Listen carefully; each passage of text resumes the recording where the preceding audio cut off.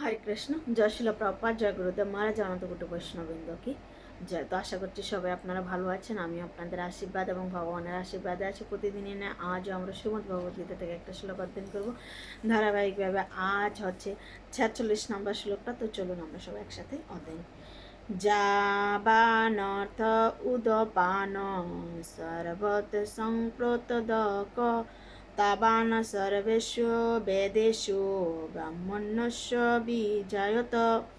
অনুবাদ: ক্ষুদ্র জলাশয়ে যে সমস্ত প্রয়োজন সাধিত হয় সেগুলো যদি বৃহৎ জলাশয়ে হতে পারে তাহলে সেটা আপনা থেকে সাধিত হয়ে যায়। তেমনি পরমেশ্বর ভগবানের উপাসনা যিনি পরম ব্রহ্মের জ্ঞান লাভ করেন, সব কিছুর উদ্দেশ্য উপলব্ধি করেছেন, তার কাছে সমস্ত বেদের উদ্দেশ্য সাধিত হয়।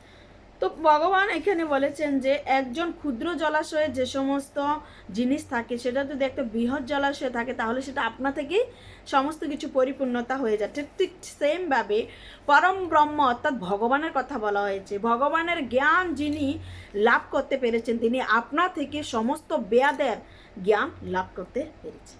হরে কৃষ্ণ।